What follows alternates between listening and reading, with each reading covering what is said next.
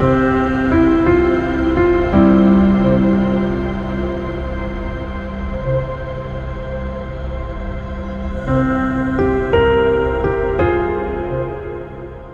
the Mahabharata, there is 100,000 slokas. So more around 1 lakh slokas are there, couplets. So now total number of lines is 200,000, 2 lakhs. So you can read it from start to beginning, but then once you reach the end, you will forget what you have read in the beginning, because that much amount of information is there. So you will also read it, you will prepare notes and charts, but you will also use NLP, natural language processing. So, what technology you have used to analyze the geography of Mahabharata?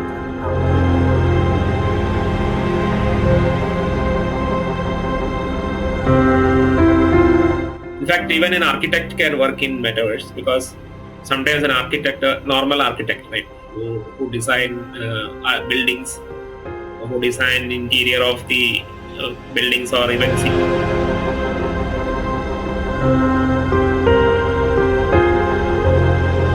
for the students of this generation, they are very lucky, because even ISRO has opened up their programs. Like ISRO currently is more of an enabler.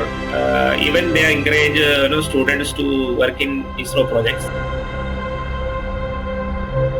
One important advice from Dr. APJ Abdul Kalam, that everything starts with a dream. So if you have a very good dream, There has been extensive research in recent years using AI and advanced text analysis going on that has been never done before in this way to study the ancient works. So my first question to you is this: that you started your career as a game engineer and then transitioned to working at ISRO as a scientist dealing with image processing software, and now your focus is on natural language processing and you're analyzing ancient texts. So could you tell us about your journey and what motivates you to shift your focus to ancient texts and geography?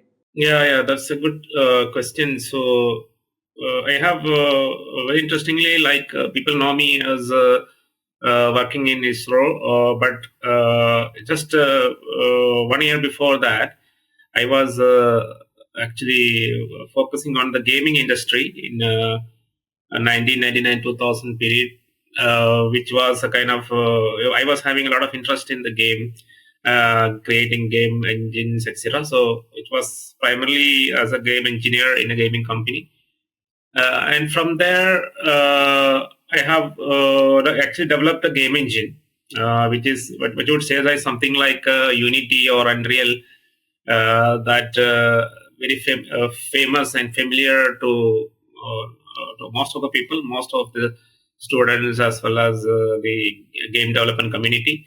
So in those days, in 1999 or 2000, there was no game engines or anything. So most of the time, you have to create yourself a game engine. So that was one of the objective I have, and I have put my intellectual energy onto creating a game engine. And unknown to many, this game engine expertise is what actually took me into the ISRO, because ISRO was that time looking at people with expertise in creating 3D software, with a lot of interactions, etc., which is useful for the Chandrayaan mission, the moon mission, which they were planning. So the first moon mission itself was in a planning stage at that time, and my expertise got matched, and then that is the reason why, because I was I have created a game engine on from scratch using DirectX and OpenGL and C++ language, programming language. This is the one reason why I was taken into the ISRO. Very less number of people know about it. And then after coming into ISRO, I have again looked at some research which is on the Saraswati River, etc., which is part of ISRO's journals, which is there in the library of ISRO, where many remote sensing based satellites studied the northwestern India, which is especially currently in the most of the part of it is in the Pakistan. And there they have a full study, and the remote sensing images, the channel of the river Saraswati was very nicely in a very highly convincing way compared to the aerial surveys, which are land surveys. The satellite imagery, there is a very clear.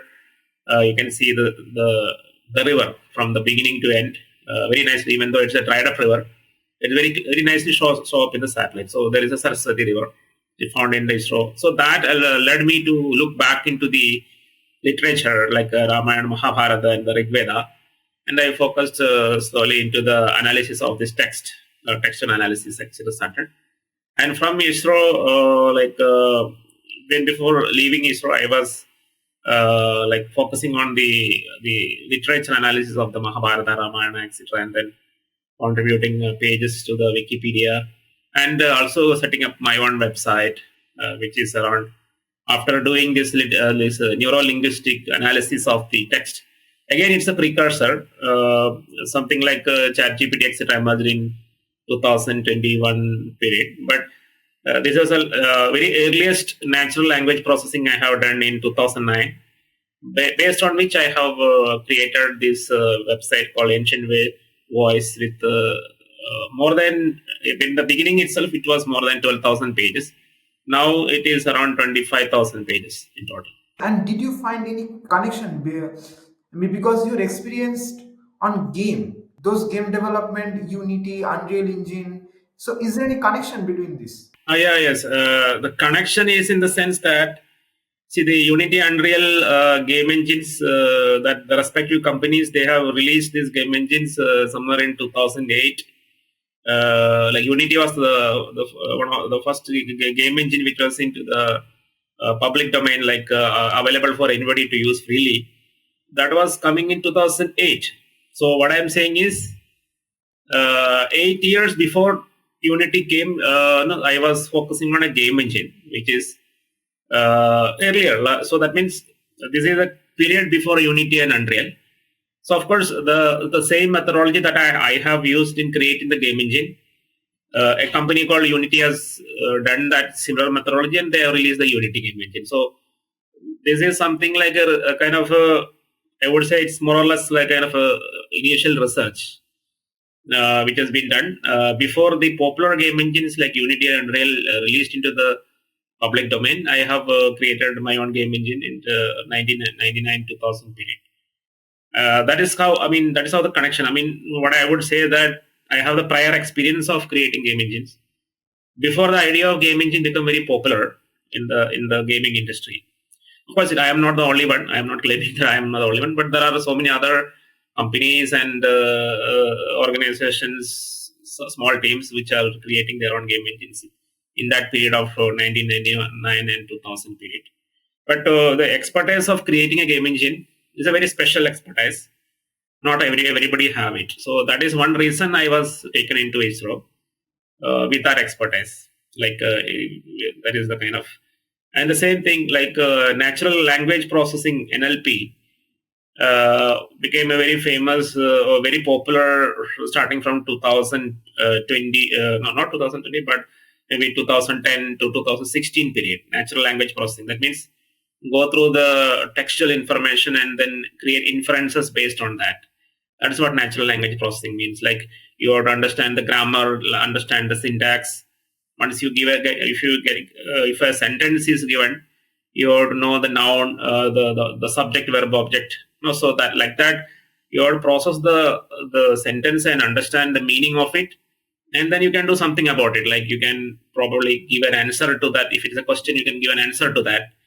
So this is what the natural language processing is doing, and it's a precursor to artificial intelligence. So I have worked it in somewhere in the period of 2009. Again, it is a early stage, right? Whereas the actual popularity of this kind of NLP become more in 2016. That is the pivotal point for NLP, and in 2020 it become artificial intelligence, ChatGPT, etc. So what I did is in 2009, which means again some 8 years earlier or 8 or 6 years earlier, like that. Like But nowadays people are also using game for which has been using as a mobile app. yeah. Now, for example, I would say like whatever game engine I have created in 1999 2000 period, even 2001, I worked till October of 2001. At Uh, that time, app was not there. It was only on computer. Oh yeah, yeah. So yeah, I mean, I have to say the mobile itself was not there. Mobile phones were not there. Of course, the mobile phone, Nokia mobile phones were released somewhere in 2000. So they were only having text. No, it's something like SMS kind of thing, right? So they were not developed even to have a black and white image. So this is a period when I say in 1999, 2000 or 2001. This is a period where you have very earliest models of mobile phones. So nobody had even thought about having applications on a mobile phone. So those things became popular again after 2010. You have mobile apps. So even then, the mobile apps means slightly from black and white, it become color, and then to a ping pong kind of games or bubble shooter kind of games. But only now in no 2000 after 2015 or 16, you have Samsung phones, and then you will be able to play something very complicated games like Age of Empires kind of games. You started playing in from 2016 onwards. So mobile gaming itself, it's started. I mean, or the pivotal period. All these things are after 2015. So this is 15 years before that, like that. Okay, thanks for sharing such insightful Yeah. Yes. discussion. Yes. So let us now come. I have seen some of your books on Amazon, the geography of Mahabharata, the geography of Ramayana. Yeah. So, which actually one question that intrigues me most, that what is the technical process you use to analyze and correlate the geographical and chronological details from Ah, these yes, documents? yes. So actually, since I have worked in NLP, again, you are asking all the secrets because not many people know about my background before gaming, before I getting into ISRO. Now you are asking another secret. So since I was working in NLP, natural language processing, I have an early start in using the NLP on the Mahabharata, Ramayana, and Rigveda. So Rigveda, in the Rigveda, you have the suttas, right? 1028 suttas and around 10,552 slokas, or we don't call sloka in Rigveda, we call it riks. Riks means verses. So there are 10,552 stanza, the verses inside the Rigveda. So how do you analyze it? You can read it, but you can also use natural language processing so that more information, like if there is a mention about a king, a raja, then all the connections about the king will be like you can get it through the NLP processing. And similarly, you can do it using on the Mahabharata. There is 100,000 slokas. So the more around 1 lakh slokas are there, couplets. So now total number of lines is 200,000, 2 lakhs. So you can read it from start to beginning, but then you once you reach the end, you will forget what you have read in the beginning, because that much amount of information is there. So you will also read it. You will prepare notes and charts, but you will also use NLP, natural language processing. And similarly for Valmiki Ramayana, there are around 18,000 slokas. So these are all very large text. But as far as natural language processing is concerned, you will be able to process this in a very fast manner. And the kind of insights that you can get from doing natural language processing is much higher than what you can do by normal reading. So you, of course, you will read it. You will have a familiarity about every small part of the text, like wherever is the mention about Yudhishthira, or where is it is mentioned about certain travel of Arjuna. All these things you know because of your familiarity with the text, but you are assisted by the natural language processing in similar kind of tools, which you can get more and more deeper insights. So very rare kind of insights you get actually. And my website, if you look at my website called Ancient Voice, where there are 25,000 pages, almost 90% of the pages are created using the NLP basically. So you parse the text and then you understand which are the nouns inside that.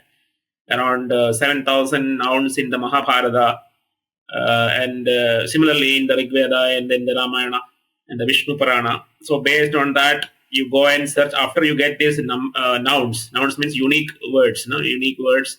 You get those sentences containing these nouns, and then you define the relationship between one noun and another noun. Example is like if you get Pandava, Yudhishthira, then automatically it will search for the brothers of Yudhishthira, and then Bhima, Nagula, Saradeva, Arjuna, like that. So then it will go through all the sentences where Arjuna is mentioned, and then it goes through looking at other relationship of Arjuna, like Arjuna's wives, Unupi, Chitrangada. So it can navigate like that into the Mahabharata in multiple ways, like a probe, a search, like a kind of a robot getting into the Mahabharata and going into one after the other.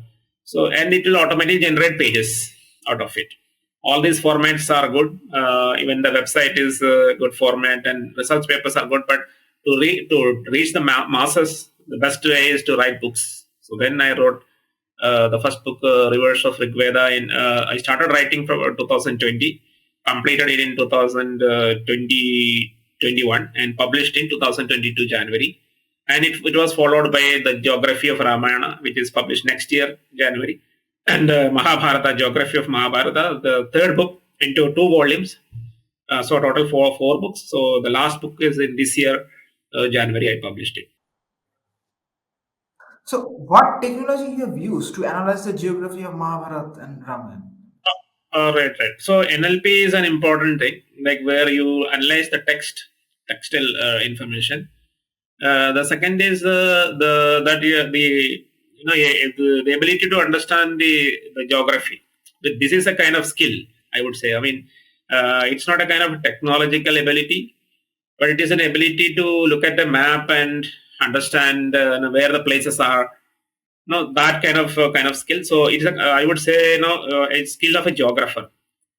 So, for example, in my studies, I use the simple thing like a Google map, but it is not just limited to the Google Maps, but there are political maps which where the places are mentioned, and the river maps, hydrology maps, where the focus is on the rivers, and there are topological maps which are where the focus is onto the elevation of the terrain. So you can know the Himalayan mountains are the highest elevation, and then the plains, the Indo-Gangetic plains, and the Aravalli mountain. So the elevation map is an important piece of this expertise. That is a topography map or elevation map. Then the map of rivers or hydrology maps, and there is something called bathymetry maps, which are like the evolution of the ocean. So because the ocean's surface is not constant, right? After the ice age, the ocean, the water level, the surface water level have increased. Sometimes during the increase, certain period where it declined also. So you need to know how the submergence of the land masses occurred, like because of the sea level rise after the ice age. So the geography, the kind of the map, especially certain areas are very vulnerable. Like the Gujarat area, for example, it's a kind of highly vulnerable or kind of dynamic. When the sea level rise or upwards or downwards, the shape of the Gujarat, everything is different. So we should to study that. That is called the bathymetry, and we should study the contour of the India's contour, means how the outline of India that keep on fluctuating. It's not exactly like it is current. Some 2,000 years it was different. 4,000 years before it was different. 6,000 years ago it was different. So all this combined, you have to bring it together, and then you get a correct picture of the ancient period. Yes, so I saw that you had various like career changes throughout, and like it's a lot of shifts. Now, my question is, how did you do that, and why did you do that? Along Hmm. with that, like what assurity did you get before like changing it? Like you can't just like normally a person can't change from one thing to another. They must have a lot of assurity, and how were you able to do it on all on your own? So like that is my question. Yes. So there are like I have around 25 years of experience in the career experience. So if you look at on average, I have been like working in a kind of organization around 4 to 5 years. But certain times, like you have the possibility of a kind of a new interest that is coming in. So as I mentioned, like the game was my initial career, and then the game engine, because of their expertise, there was a requirement in the space industry, that is in ISRO. So there was a kind of a possibility for me to moving into the space domain, and of course, this was my lifetime dream also to be in the space. So I was in the space, and mostly in ISRO, I have worked in the software part of the ISRO, right? So my work in ISRO primarily 90% was software development and architecturing, etc. So naturally, even though I'm in ISRO, I have a kind of expertise in software industry. So because of that, there was a kind of calls from the software industry again, like no, it's because you have the expertise in software. So then that is what moved me like into the software. Like I was working in the automotive space for some time, and into the defense for some time. That is the kind of career that you can see. So defense software development, and then because I have a good grasp of NLP, natural language processing. So I was in one of the organization which is into reading, optical character recognition based reading and analyzing of text. And then you might have been seeing in Wipro, because I have a kind of expertise in 3D. Because I was in a 3D game engine, the kind of development, etc. So I was like the creative director in Wipro, and then later on to all these expertise in, for example, in Tata Elxsi, you have they were looking for this kind of expertises, right? Where you have So you have joined as a creative director. yeah, yes. So I mean, there also your work is related with Blender and Unreal Engine and all those kind of things. Mostly, yeah, of course, into the 3D, but mostly into the experiential part of it, like extended reality. That is what currently we call it spatial technology. The current terminology is spatial technology, which is XR, extended reality, virtual reality, mixed reality, etc. And I was focusing primarily on to the experience, designing of experience and using it for solving customer problems. So extended reality based solutions for solving different problems that customers are facing. So that way, I was able to contribute into that. And then in the other the after that, I have this practice head in Tata Elxsi, which is primarily because they were looking for similar kind of expertise, where with some 23 years of experience. So that is what I went there, and then now in the Accenture, so mostly focusing on the space technology, space related kind of advisories, etc. So there, if you look at these are career changes, but I actually the same thing repeating again and again. Like sometimes it is the game engine expertise coming back, or sometimes it is space technology expertise coming back, or NLP, the language processing capability coming back. So this is almost a kind of a repeat coming of the similar expertises like that. I have one related question here. Since you have worked as in Wipro as a creative director, so all these 3D animation software, as you mentioned, Mhm. whatever is available now. So I mean, those are mainly used to create content or movies. But Ah, are there still any enterprise level applications of this software? Because many ah, students are now learning this 3D software. right. So whatever the gaming software, whatever we call as gaming software, like Unity, Unreal, even Blender, it has got industrial applications as well. The reason being, like after 2016, the organizations like industrial organizations or enterprise organizations, and whatever solutions they are making, they require the use of three dimensions much more than the previous decade. So maybe until the 2016 is a pivotal point. So before 2016, the software means more or less it is a 2D affair. You have a user interface, and mostly you use the web development methodologies to create it, Java or the servlets, or have the applets, some kind of a web development or a Java development. But soon enough, especially in the industries like automotive industry, or normal industrial complexes, like where you have machineries If, for example, in automobile industry, you cannot represent everything is two dimensional. Like you need three dimension. So that is why you use Unity and Unreal or Blender or 3ds Max. Everything that you use for gaming, same thing you use here, but you will be creating not gaming applications but industrial applications for enterprise. So the same skill which is used for business application development. Like that. So you have worked extensively in the metaverse and XR technologies Mhm. and gaming. So for students and aspiring professionals looking to get into these fields, what skills and tools would you recommend they should focus on?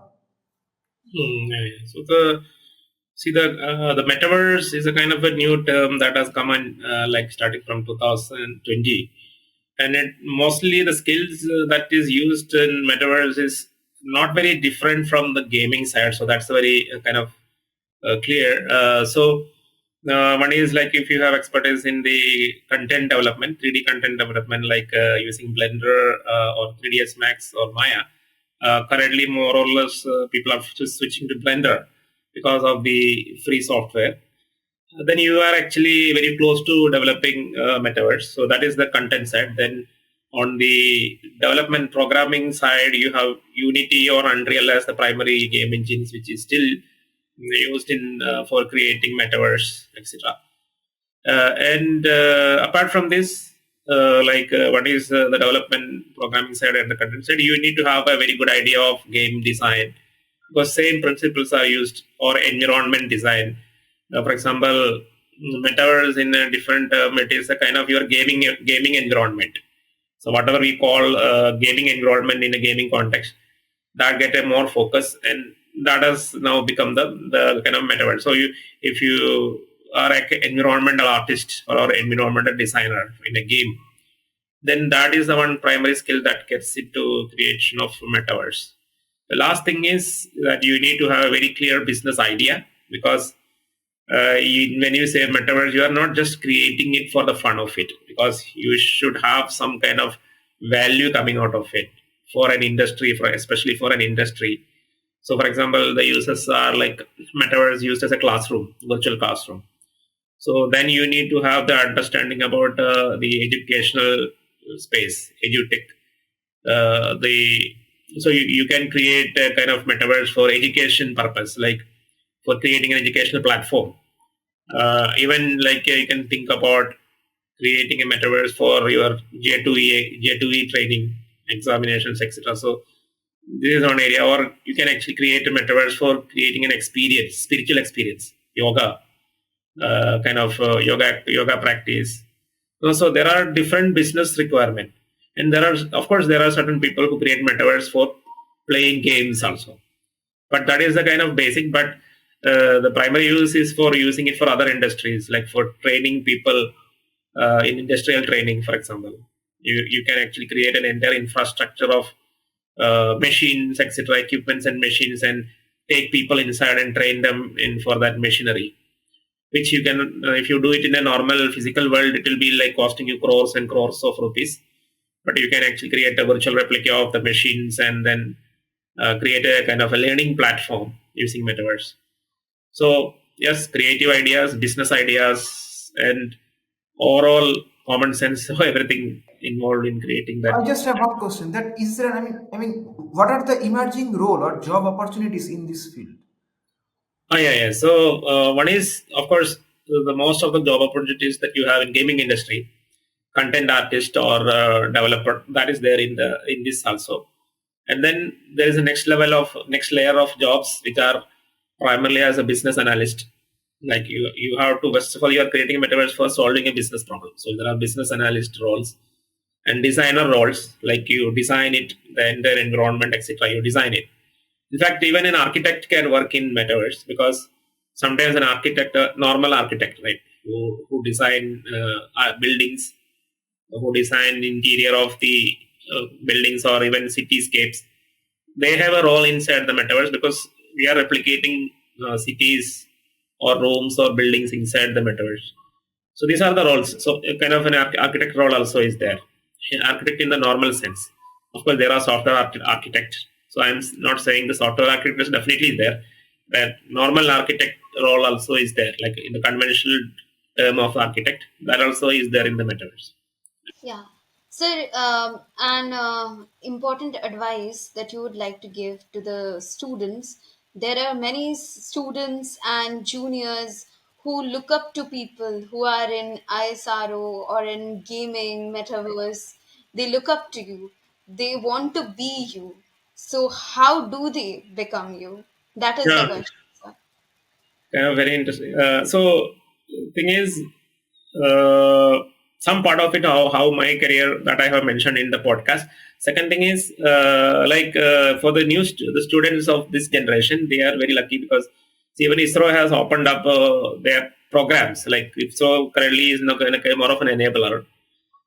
Even they encourage students to work in ISRO projects. So now, as I understand the current programs in ISRO is that if you are a part of a university, you can create your own satellite, like micro satellite or nano satellites. Nano satellites means it is a kind of a few kilograms in weight, like 25 kilogram or 50 kilogram weight. You can create it as part of your college project, especially a graduate program project, BTech or no that kind of project. You can create a satellites like a nano satellite, and you can have a like if your university have a tie up with ISRO, you can actually launch it in a kind of a launch. So currently a very exciting period where a student can or a group of students can create a nano satellite and can dream of launching it through ISRO's launchpad. So that much kind of opportunities are there for students. And if it is for metaverse, yes, a lot of things, new kind of churning is happening. Like even generative AI is coming into the metaverse. So if you are having a skill of content, 3D content development, or Unity and real programming, and also additionally you have generative AI skills like ChatGPT or GPT-4, 4.0 or 3.5. Then you are super equipped with working in creating the next generation of metaverse and getting into a very kind of very rewarding and high-paying jobs. So that is the kind of possibilities that has come in 2024. I have a slightly related question with this. Hmm. I just want to ask that if you, as a whole, if you have any important advice to share to our students. Yeah, yeah. So one advice as a whole, I mean, apart from the career, if in general to the life, for example, one important advice from Dr. APJ Abdul Kalam that everything starts with a dream. So if you have a very good dream, and then that dream will take you to your destination. So that is what a very important message from Dr. APJ Abdul Kalam, whom I had a kind of opportunity to meet and interact with. So this is the message that I have taken to all the new generation students, etc. So you should have a dream, and the dream will take you to your destination. So if the people doesn't have a dream itself, then they are halfway. I mean, stuck actually. So first is to have a dream, and then automatically the ways to materialize that dream will come in this way or that way. So most important, it's something like a rocket fuel. The dream is your rocket fuel, which will propel in your life. So thanks, Jijith, for joining us today and sharing your insightful perspectives with us. I guess all of us enjoyed this conversation immensely, and I hope you did too. And I also believe that our viewers, mainly our students, will find it engaging and insightful. So, yes, looking forward Thank you, to more sir. talks on different topics in the near future. Yeah, thank you. Thank you.